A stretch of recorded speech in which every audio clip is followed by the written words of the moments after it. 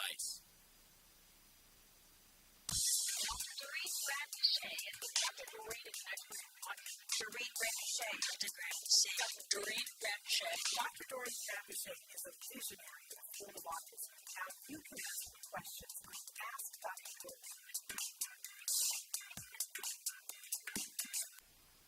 Good morning and welcome to Ask Dr. Doreen in 2024. Happy New Year. Happy New Year. It's our first show live back with you. So thrilled. I'm Shannon Penrod and I'm here with Dr. Doreen Granpeesheh. Good morning. Good morning. Can I tell you how much I missed having this time? It's been a very, it was like just happened that the holidays fell on certain days, so it's been a long absence. It really has. Yeah. And especially because I have to send my apologies to those of you, there were so many people who wrote in and said that they were looking for that last show. And I had so looked forward to that last show for so many different reasons. We had planned to say happy birthday to Lori Bowersox from Autism Journey with Elijah, and I didn't get to do that. She had sent a card, which I need to show you. I played it on the show yesterday. It's one of those cards you open up, and it's Eli talking, saying happy holidays, it's the cutest thing. I got to share it with you later. It's delightful. But we had a surprise for you. Yes. That I was so looking forward to showing on the show. And I loved it. It was awesome. Well, we have the video, because from my deathbed, I was like, I can't come in. But I said, can you give it to her and videotape it? And so the fabulous Sarah videotaped it, and Chris and Sarah got together. And so, because so many people wrote in and sent their messages, and then they wanted to see you open it. Oh my God, that was the most incredible thing. Because, I'm sure our viewers also know it becomes so stressful during the holidays. No matter how much you try, like I really tried to slow things down. For you it must have been horrible because you got sick right away. Everything stopped like a freight train. Yeah. And I've been struggling since January 1st. It was like my daughter having COVID and a million other things. But it's just, when I sat down that day, and I don't remember what date it was, but it was like the 19th or 20th. It was close enough to the chaos, where I was already like, oh my gosh, I just need to sit and relax. And then I opened this thing, and it's this beautiful, just pops open. I kept it because I love it so much. It's so nice. And then all of these beautiful messages from our viewers and people just jumped out, and it was so touching. It was like an amazing moment, and I just have to thank everyone because it was so meaningful. I sat and I took them home. I read them right then, and I took them home. It was next to my bed for a while, all the messages. And I read every single one for my husband who has to go through life with me. And I'm like, look at these, isn't this so touching? And it was so lovely. Yeah, thank you so much. What a wonderful gift. Thank you. So we have that video for you. Chris is going to play it right now. Awesome. So those of you who, I didn't get to be there either, but take a look. This is her opening thoughts.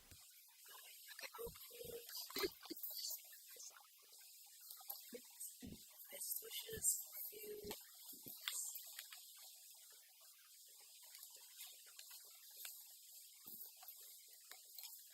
Scary. I don't know what to expect. Here we go. Oh dear, one of these. This is so cool. I love this. I've seen commercials for these.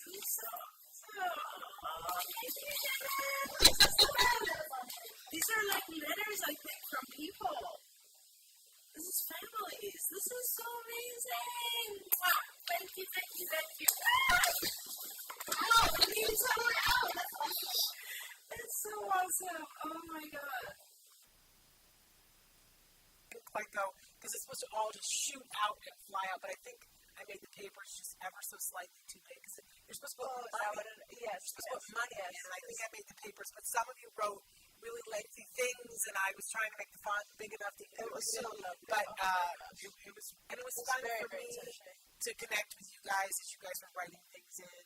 So thank you everybody so much for doing that. Thank you very much. Wow, wonderful. Thank you so much. It was delightful for you.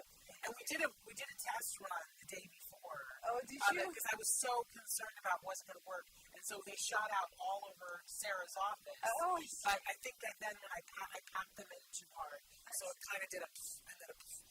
It was wonderful. Thank you so much. It was wonderful. Thank you to everybody. And also, at that last show of the year, we usually talk about what our hopes and dreams are for 2024. True, and we never got to do We didn't get to do that, so I wanted to take just a minute to say, do you have any New Year's resolutions or anything you're particularly looking forward to in 2024? Yeah, thank you. I appreciate that. Whenever I have an opportunity to sit for a moment, and I have missed this hour because, as you know, let me tell you, it has been insanely busy.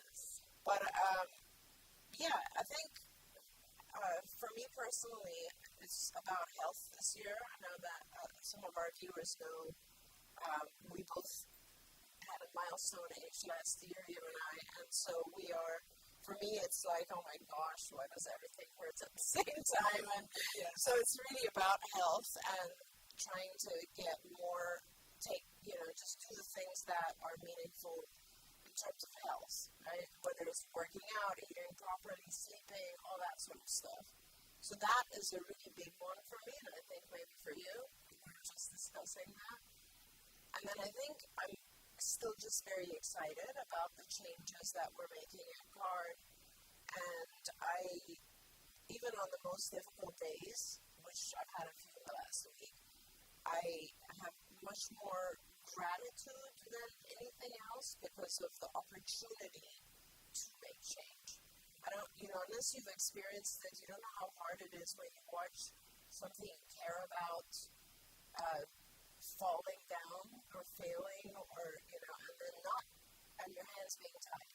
So having the opportunity to work hard and do something is very gratifying. And so that's sort of my New Year's is, yes, I will continue to work hard for CARD and all of our patients. I need to do some reading and writing, which is in my plan, but mainly I want to focus on my own health. Yeah, those are mine. What about you? I mean, it's pretty much the same thing, just in different wording. Like, Jim, years ago, when the Christmas that we were waiting to get the diagnosis for Jim gave me a present, and it was a little stone heart, and on it it said, wherever you go with all your heart.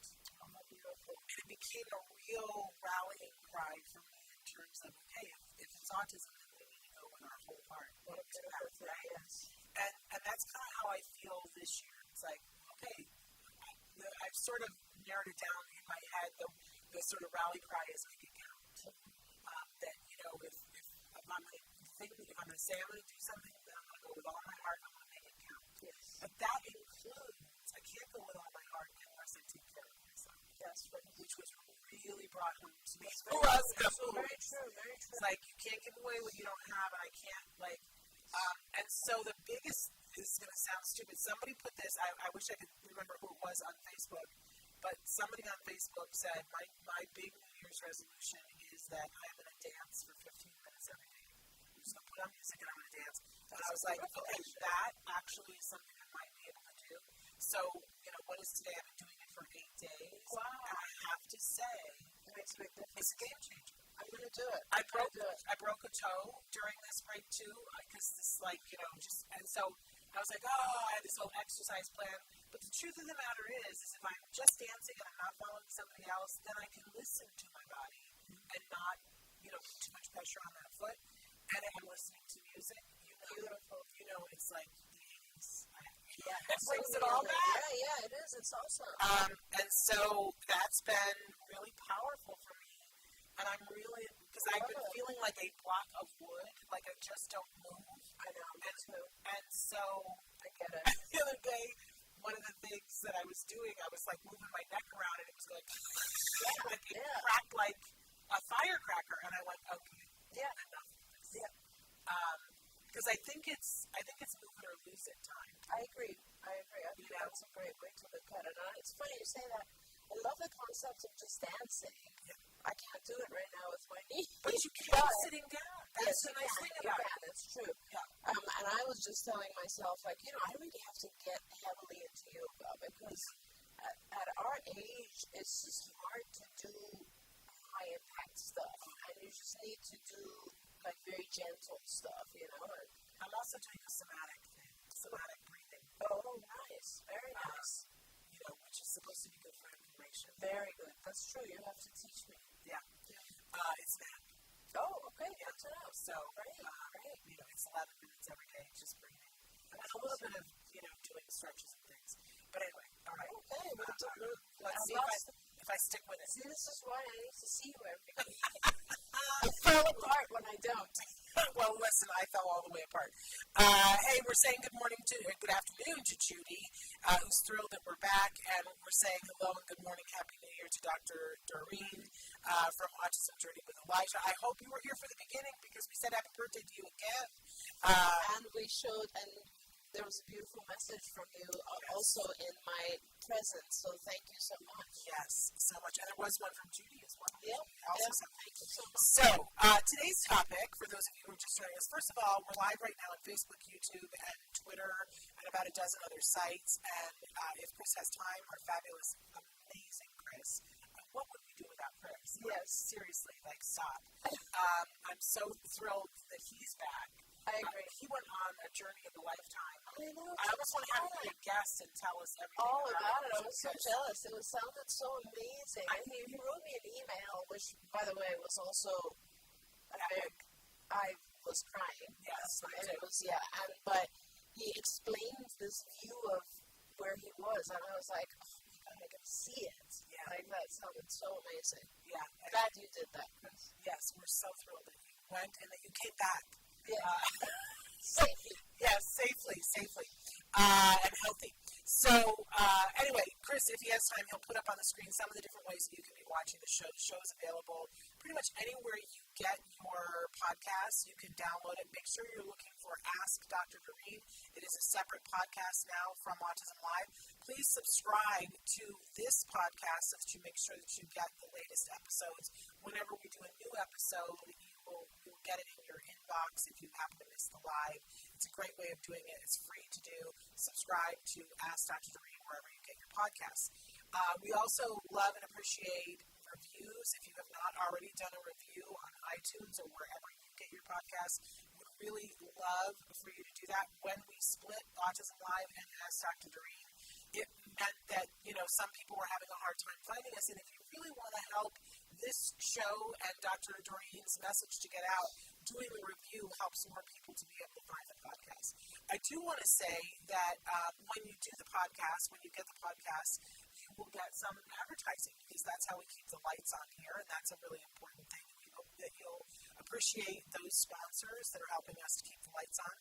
But some of you have said that you'd like to get the podcast with no advertisement and that you'd be happy to pay for it.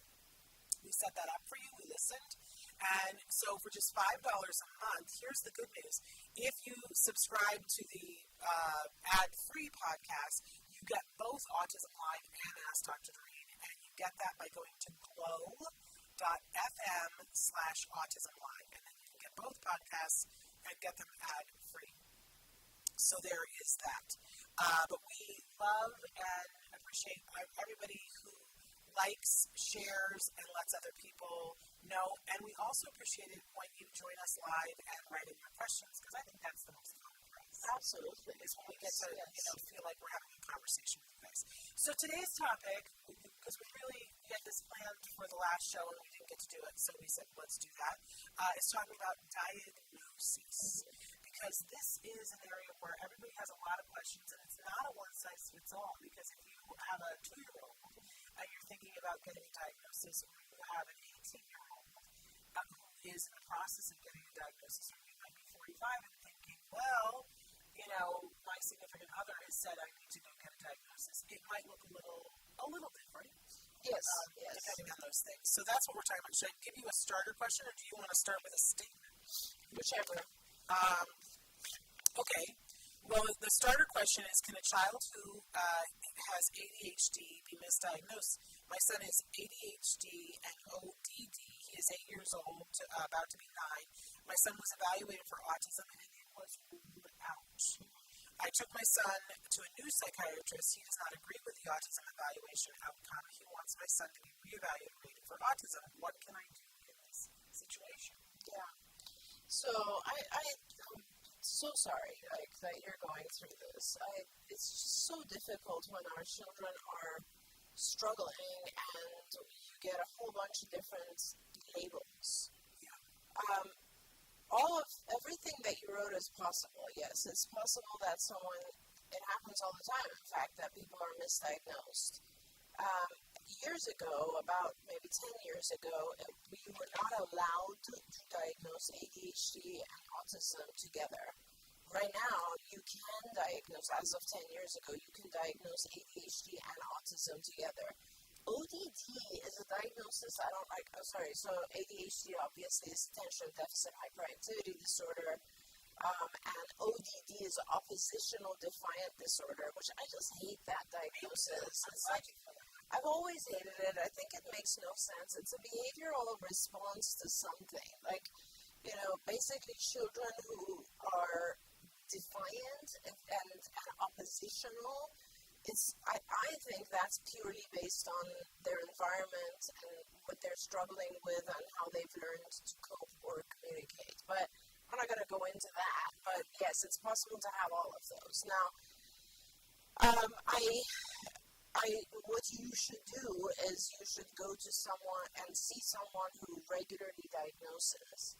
Because this is not, you shouldn't go, a lot of people have no choice and they go to someone who's maybe a pediatrician or who's not really been diagnosing for a long time. So there are autism centers all over the country now. You should go to someone who diagnoses, who's a diagnostician. That is less likely a pediatrician, more likely a licensed clinical psychologist. And the other thing you should do is you should make sure they test your child. So you can give diagnoses multiple ways. Like, for instance, when I diagnose, I have diagnosed for so many years now that I don't need a test to validate my opinion. But if someone is new at diagnosing, they need to administer a test. And there are some really good tests. For example, the ADOS is very extensive and time-consuming, but it is very valid. And so that is a way for you to be sure whether or not your child has autism. There are other questionnaires that you could fill out that would be helpful. The CARS is helpful. There are some questionnaires, but I do think it would be helpful to you to know for sure, and someone needs to administer an ADOS. That's kind of the gold standard for testing. Now, that said, there's a lot of companies. Diagnosis has become such an issue in autism, as many of you know. I'll be moving around the lot. Please feel free to do that.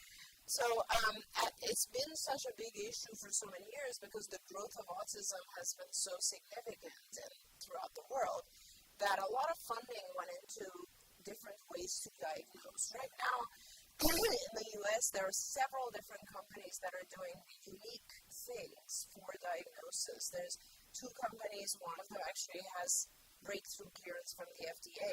And what they're doing is they're diagnosing very, very, very early based on eye movements, eye tracking of children. Because individuals with autism tend to look at faces and other stimuli in a different way. They look at different parts of that we do. So that's one thing. The other thing is there's a company that is doing diagnosis with genetic testing based on one hair strand, which I'm considering working with them on that. So it's kind of very interesting that there are ways now to diagnose which are earlier and more definitive. That said, I think it's very important for parents. In the past, I used to say, many years ago, I used to say, who cares about the diagnosis? It doesn't matter, right? List the symptoms that your child has and start working on them. But it does matter, and the reason it matters is that once you have the diagnosis of autism, you get healthcare funding and you are directed towards ABA typically, and that is the kind of gold standard treatment for autism. So it does matter just in terms of the direction you take. If a child is diagnosed with ADHD and ADHD, ODD, what happens is you will see a psychiatrist who will suggest medication. And by the way, I'm not against those medications. Sometimes those medications also help with individuals on the spectrum. But then you will see a psychologist and do a lot of talk type of therapy, which might not be the right thing for your child a child has very high functioning autism, they're really going to benefit from kind of natural environment type ABA, which is more cognitive behavior therapy, a bit different than just regular talk therapy. So it does matter in terms of the direction and the funding that you get. Absolutely. And I should probably just go through and kind of review the diagnostic criteria for autism, right? Because you are right.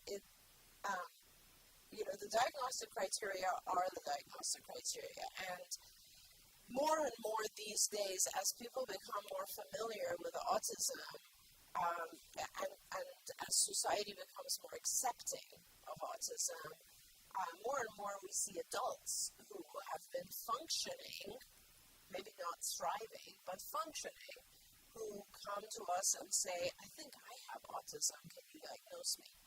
And so the symptom criteria then have to be broadly applied to individuals who are adults and have already had a normal life for a few years, but are struggling and they feel like life shouldn't be this hard, right? So I'm going to go through the symptoms of autism. I actually printed them just so that I wouldn't miss anything. But when I diagnose, I like to ask a lot of questions of the caregiver or parent. Usually I'm looking at diagnosing children. If it's an adult, I'll be asking them.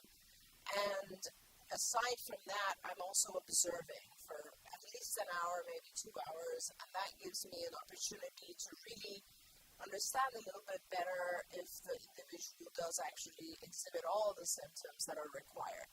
Now, it's very important to understand the diagnosis of autism is just based on a series of symptoms. So, if these symptoms exist, you get the diagnosis.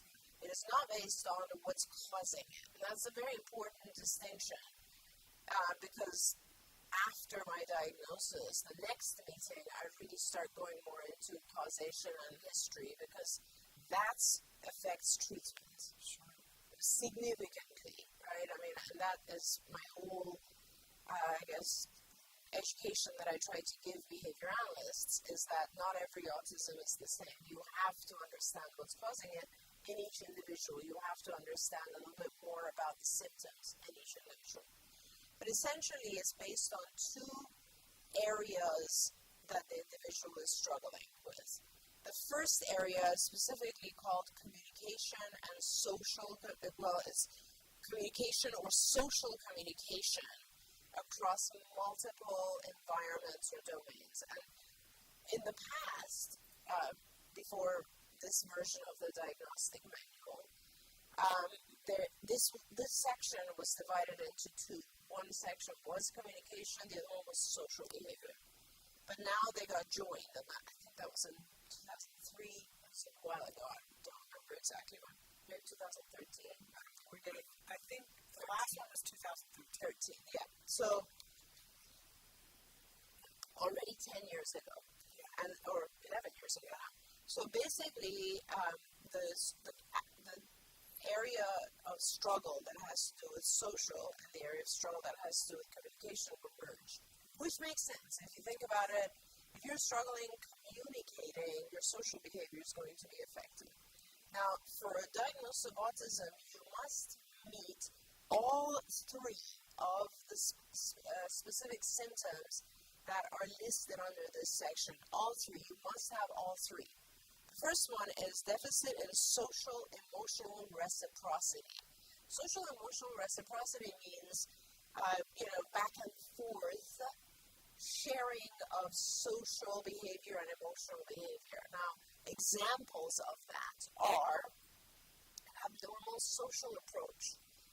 Abnormal social approach means, for example, you are standing extremely close to someone, or you are speaking very, very loud. So your social approach with people, or like you're talking to a group the same way you would talk to an individual, or you're talking to someone you know the same way you would talk to a stranger, and vice versa. So abnormal social approach. Now I'm listing 4 different types of social emotional reciprocity. So, right, as long as you have one of those types, you have an issue with social emotional reciprocity. Failure of normal back and forth conversation. Right? So that's a given. Reduced sharing of interests, emotions, or affect. And this is kind of like a lot of our children that we diagnose have a very difficult time. They only share their own experiences if they need help. And that's kind of not the same as this. This is a very, very important part of the diagnosis, which really has to do with, as a child it would be like, Mom, look at what I just painted, or, Dad, can you help me with this? And like, look at this thing I built. But with our kids, it's not that way. They don't share their activity with someone else, or even their emotions or affects. So like, this is, a child who gets hurt and doesn't necessarily run to the parent for being consoled. I was thinking, this is the Disneyland thing. I would always look at Disneyland when the parent would go, look, it's Mickey, and the child would go, and look at the parent and look back, and it would be this moment where they're sharing the emotion and sharing how I feel and noticing how the parent feels. Exactly, and that's fascinating. It's joint attention, right? It's the beginning, and it's one of those things that actually develops around 9 months of age. Joint attention. It's the whole concept of let's put our minds together, right? We do it automatically in life as we grow up. And then there's failure to initiate or respond appropriate to social interactions, right? So all of those types of things, like having difficulty approaching social situations, not responding appropriately to social, not having appropriate conversation back and forth, not showing affect appropriately, all of that falls under this thing called deficit in social emotional reciprocity. So you just have to have that's one. Yes, you just have to have one of the examples in order to qualify for a deficit in social emotional reciprocity. That's symptom number 1 in the whole domain of social communication. Later we're going to talk about another domain. This is the first domain, and it has 3 parts. First part is social emotional reciprocity. Second part is non-verbal communication, which I'm going to talk about. And the third one is relationships, which I'm also going to talk about. So you have all 3. You have to have all 3, but one symptom in each one. So the second one that we mentioned is deficit in nonverbal communicative behaviors used for social interaction. For example, any of these. Poorly integrated verbal and nonverbal communication. So, not waiting your turn to say something. Being extremely loud with someone when you don't intend to be. Those types of things. Now, nonverbal, so we're talking about verbal and nonverbal. Nonverbal communication involves things like eye contact, right? Eye contact is a great example of nonverbal communication. If I'm talking to you, but I'm looking over there, that's very unusual, right? You don't know that I am communicating with you. So, and a lot of our folks have fleeting eye contact, whether they're children or I see a lot of this in adults, where it's just very clear that it's uncomfortable for them to have ongoing eye contact, right? And again, abnormal eye contact and body language. Right? Body language is also another one because some of our children or some of our teens also, they are very uncomfortable standing too close. Others stand actually too close. There's behaviors like touching when you're not supposed to touch another person. Those types of things are all part of body language and non-verbal communication. Deficits in understanding the use of gestures. Now, gestures are very important, right? And this is it can be a normal behavior if you're very, very young. Right? I remember when Charlie, my daughter, was probably 1.5 or something, and she was on the other side of the room, and she was being very cute, and we went like this, and she came up to me, and maybe she was 2, and she was like, Mommy, what is this? And so children learn gestures over time, but a lot of our kids have difficulty with that. In fact, if you remember, very early on, a lot of kids, when you wave to them, they will So those types of use of gestures are difficult for our kids. That also has a relationship with joint attention. Total lack of facial expression and nonverbal communication again. So facial expression, so all of those kind of non-verbal communicative behaviors, you have to see something different in that realm. And the third area within this domain of social communication behavior is deficits in developing, maintaining, and understanding relationships. And these are things like difficulties adjusting behavior to suit various social contexts, right? So we behave very, very differently with our best friends, with the teacher, with a stranger, with someone who's a friend of my parents, and a lot of our kids don't see that difference. They behave the same with all, and that's something that has to kind of be taught. Different relationships. Difficulties in sharing imaginative play. So imaginative play requires the individual to know that you don't know what's in my mind. And I'm pretending something. And I'm going to now share that with you. And all of those skills that are like the theory of mind skills that are lacking kind of come into play when we do imaginative play. And when we share that with someone else. So that's always a pretty good test to check. Difficulties in making friends, obviously, due to all the other social things that we talked about. And sometimes there's an absence of interest in peers. And as time goes by, I find that one to be less and less because a lot of times our kids are interested in peers. There are cases where our kids are just not interested in peers. They're more interested in adults. But many kids are interested in peers, they just really don't know how to interact with peers. There's nothing reinforcing about it because they can't get into it. Exactly. They don't have the appropriate social approach. Yes. They don't have the social communication back and forth. So all of those things that I just talked about fall under this one heading, which is social communication. So you have to have all three of those, right? A deficit in social emotional reciprocity, a deficit in nonverbal communication behaviors, and a deficit in understanding and maintaining relationships. You have all three of those. Right.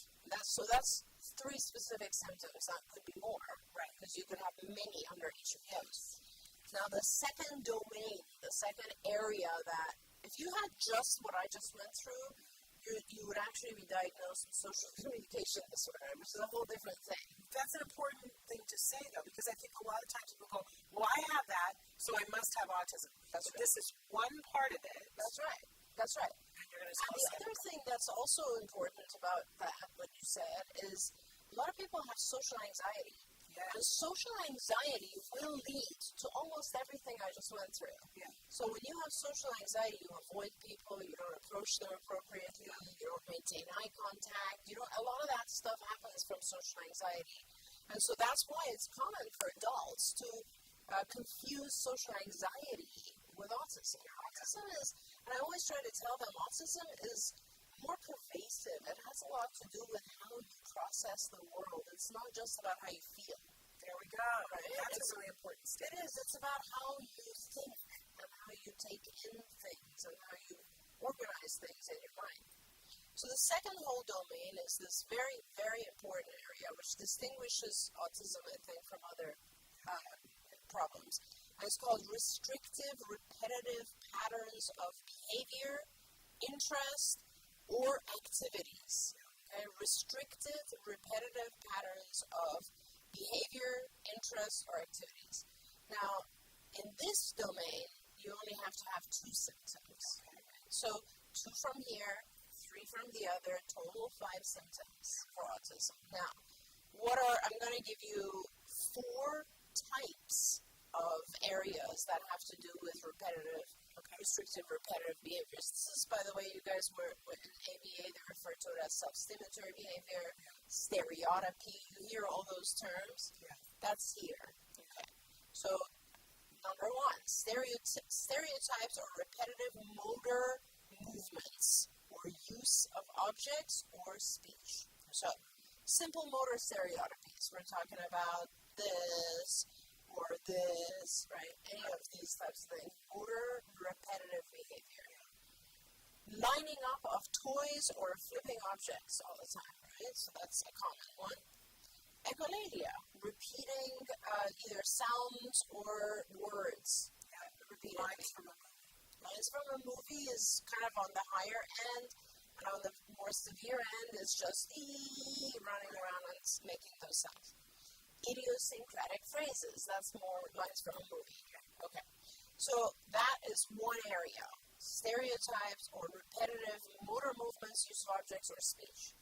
Just need one in that area. Another item number 2, this is kind of section number 2 under restricted repetitive patterns.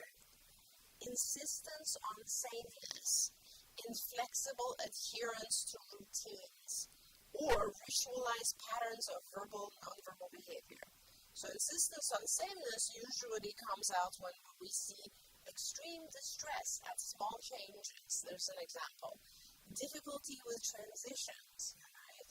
Rigid thinking patterns, like everything has to be a certain way. If it's not, I'm going to get very upset about it. And this is where, in the old days, we used to say that there's an overlap with obsessive-compulsive behavior and autism. That's how it looks. When you see a child with autism or an adult with autism, there are sometimes these symptoms which look very much like OCD.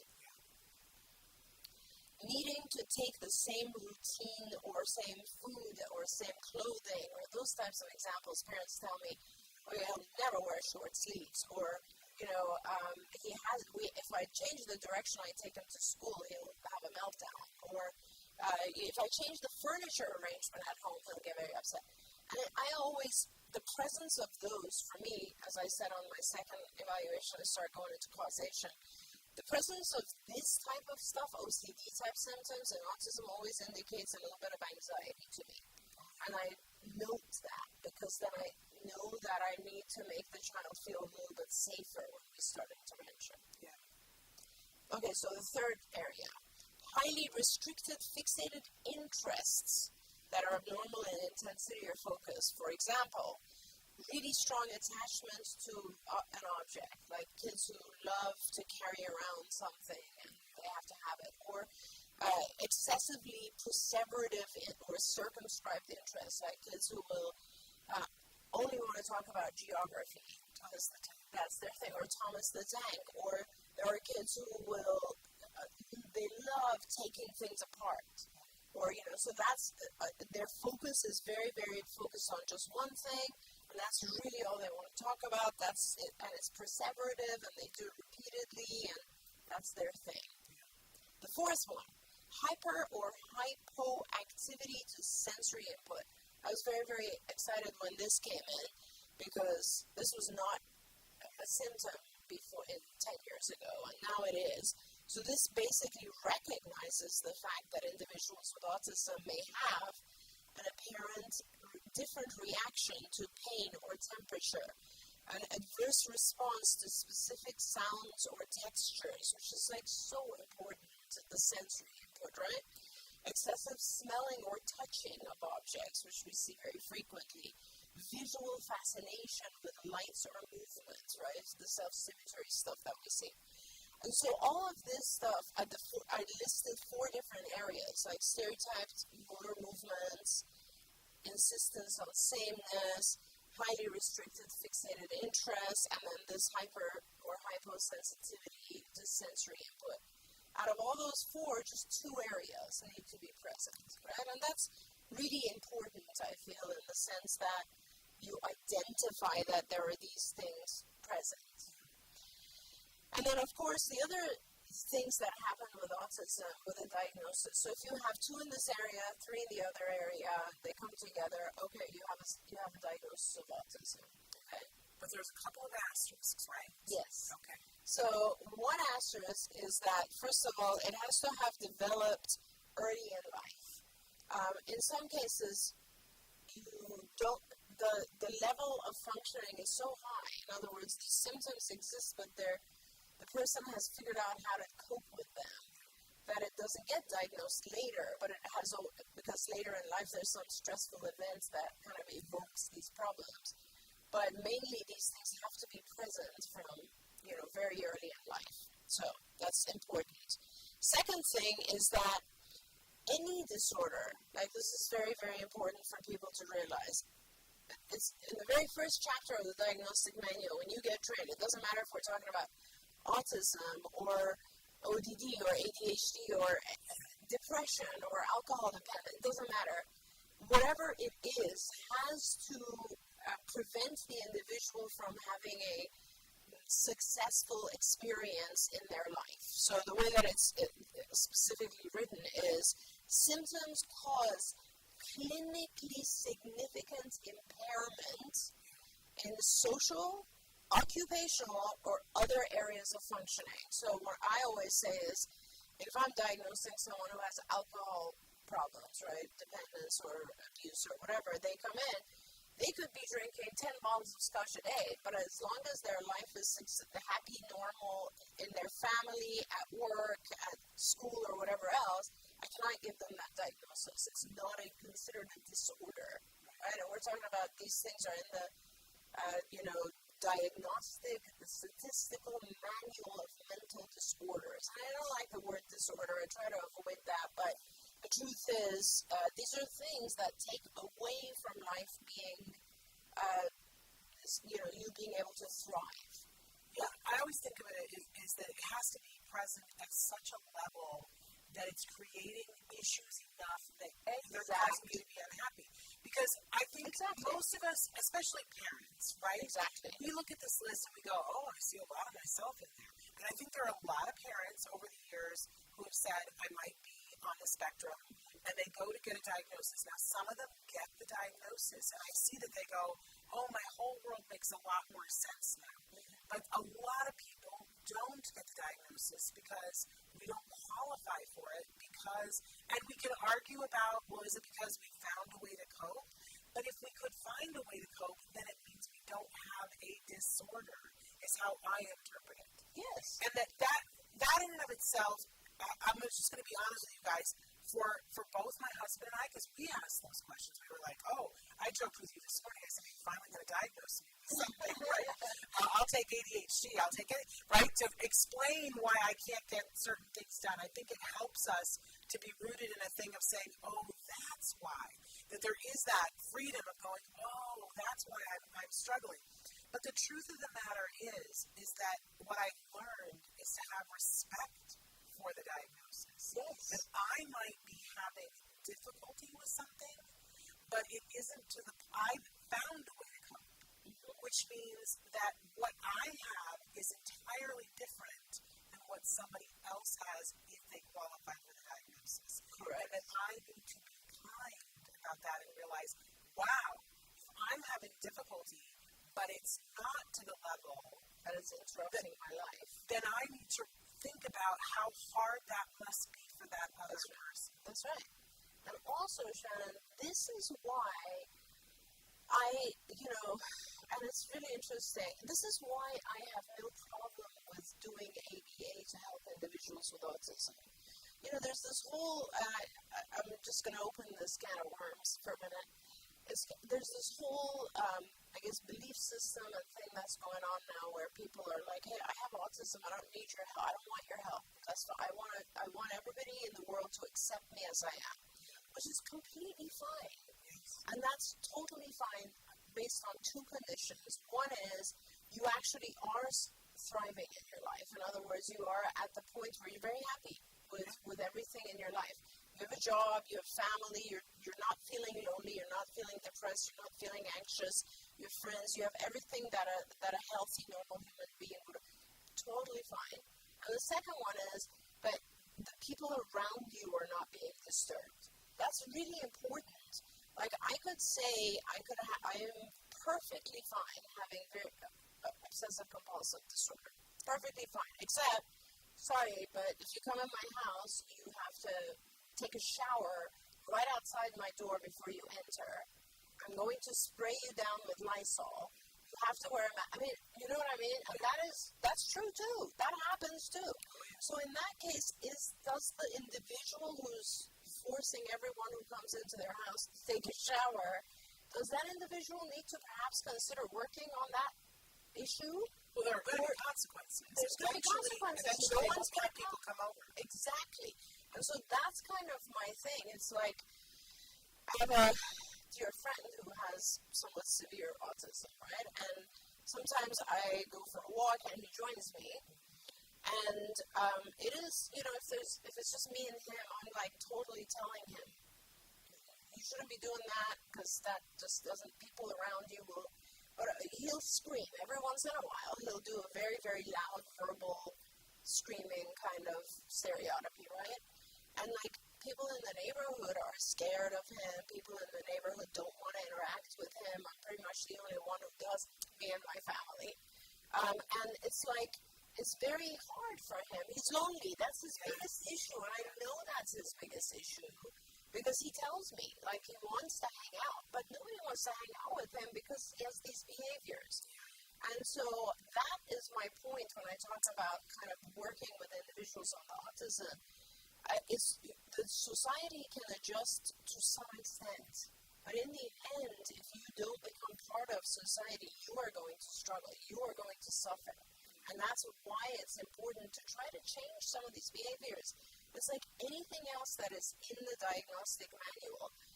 We seek help for these things. There's nothing wrong. It's not like you cannot say, I have a disorder, but I want society to live with it, right? And I want me to live with it, but I want everybody else to adjust so that I'm happy. That just doesn't work that way. We all have to kind of work on things in order to fit into a specific society. And that's also why I don't have a problem with the word recovery, which a lot of people nowadays do. Because you talked about, an individual who has some of these symptoms and they've learned how to cope. Yes. I know lots and lots of individuals who've learned how to thrive. Yes. Because they've had years of ABA and they've learned and they are totally amazing and awesome and just doing incredible things in life more than us, and just being brilliant people with wives and families and doing everything that people thought they could never do. So, and they've lost the ability to be diagnosed. So for me as a diagnostician, if you did one day fit these symptoms, and one day you don't, you're recovered. You don't have these, you might have something else. You don't have the disorder. You don't have this disorder. Yeah. You might now still have some parts of it, so I might now diagnose you with ADHD or with social anxiety disorder, but you don't have this disorder. And your brain may still look at things in an entirely different way. Correct. I say this all the time, that my son's brain is so much better than mine. Yeah. So much better than mine. But do you know where my son is today? He's doing jury duty. There you go. That's where my son is. There you go. There you go. And Shannon, think about every child that grows. Every child. When we're a child, we have a different way of looking at things. If you're a child, and we all change over time. If you're a child that is sent to math school, you look at things completely different than if you're a child who's sent to art school. Like, so our brains adjust to society. This is very important. We learn to be part of society. Otherwise, honestly, half of us would be running around without clothing. Because that's how children are, right? Yeah. The other thing I want to say before we leave is on the diagnosis, two other very important parts. One is that when you diagnose someone, you want to make sure that the diagnosis is not, there are specific aspects of the diagnosis that you need to list. For example, there are individuals who might fit all of what I just went through, but they have completely normal intellectual ability. And that's important because in the past, like we had Asperger's, and that was kind of joined under this autism spectrum disorder. So there are these things called specifiers. When you give the diagnosis, you can say ASD, and then you say with the following specifiers. And the specifiers are things like, is there intellectual impairment or not? Is there language impairment or not? Because you can have individuals whose language is fine, but they're still showing all the other symptoms. is there a known medical or genetic? Now, this is very important because we're coming to realize that certain genetic disorders like Angelman's, for instance, resembles autism, or if you have that genetic disorder, you will have all of these symptoms, and therefore you will get a behavioral diagnosis of autism. So now it becomes really important to identify.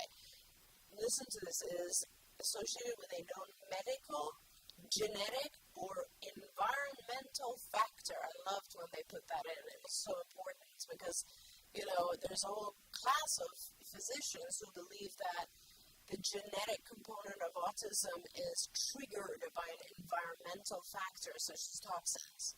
And so I'm glad that this is in here because it allows you now as a diagnostician to address that. Or is it associated with another neurodevelopmental or mental disorder? So kids who've had stroke. Yes, that's right. That's right. And the last one, which actually is very important, and although we didn't have there's not a lot of this. This is very, very minimal. It does exist, and it is very, very devastating, with or without catatonia. And there are individuals who have catatonia. Catatonia is a very, very strange disorder that we don't know much about, but it causes the individual to freeze, literally freeze. And I remember back in currently I have 2 patients that have catatonia. Back in the 80s, 70s, when I used to do some internships at, there was a hospital called up here that closed, which was a mental hospital, Camarillo State Hospital, and there was an actual ward where there were individuals who, catatonia in those days was part of schizophrenia, and there was a ward where you had individuals who, it was called catatonic schizophrenia, and they were literally frozen for days. It was insane to see someone who has and now we see it with very, very few numbers, but it does exist within autism. Okay. One last thing, and I'm going on. And we have some questions. I know, and I apologize, and it's important because these are the specific things that people don't realize. There's a lot that goes into it. Knowledge is power.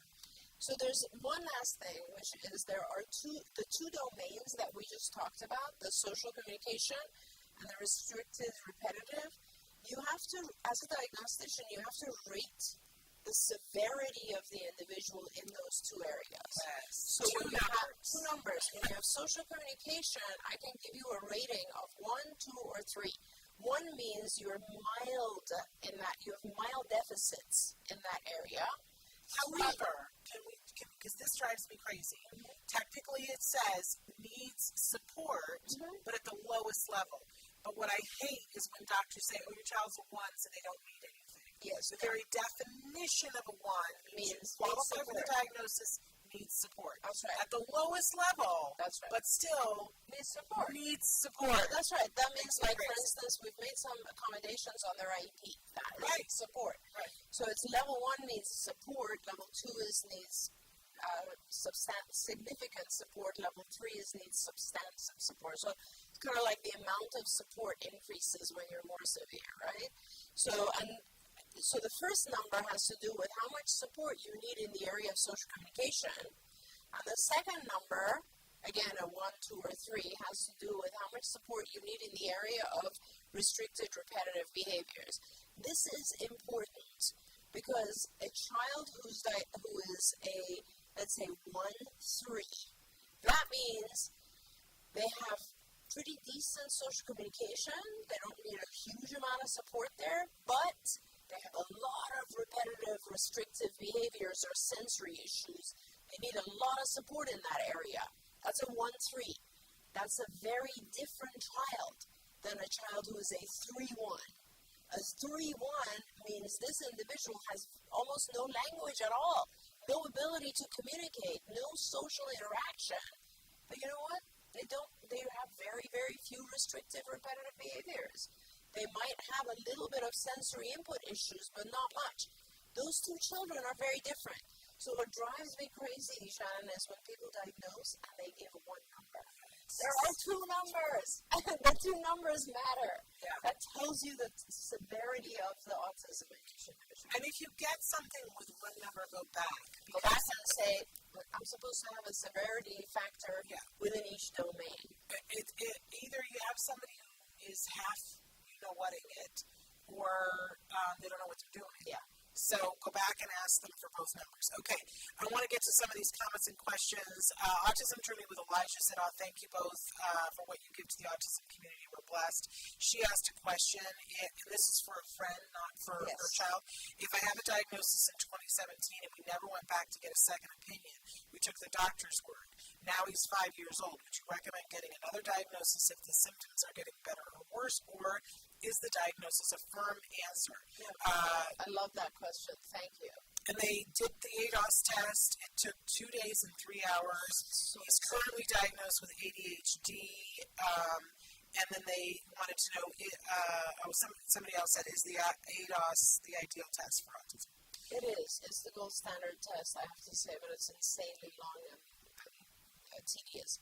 Okay, so yes, if it was me, and I know it's hard for parents, but the reason to get a diagnosis at that point, like it's 5 years later, or I would get a diagnosis every few years simply because if your child still has these symptoms, you want to be able to intervene. You want to be able to help your child get over or overcompensate for, or learn how to cope with, or just learn how to overcome some of these issues that will arise from these symptoms so that they have an easier life. Let's just put it that way, so that they can do better in life and it's easier for them.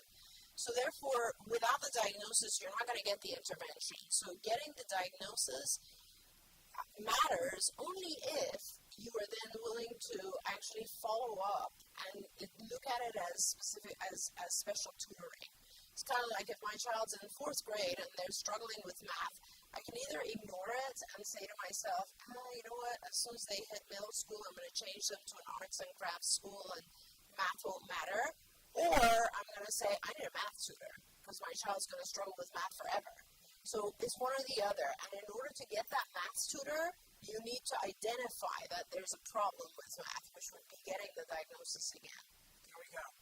I want to say that both Joanne and Judy wrote in and said that Philadelphia and the Pennsylvania area are having a lot of snow, a lot of internet things, so we're glad that you could connect with us and saying hello to you all there in Pennsylvania. Sobia says, many happy returns of the day, Dr. Doreen. And Ulma says, hello, gorgeous ladies. Hello, gorgeous, back to you. I want to get to Brian's question. Good morning, Shannon and Dr. Doreen. Happy New Year. There are new challenges with their 6.5-year-old. His IEP scores were all 95%. Language passed 98%, but social problems continue and more than he can't handle. He's easily overwhelmed to the point of, for example, crying and hiding under the teacher's desk. Fear drives his problems and mirroring bad behavior from other kids. This is not good.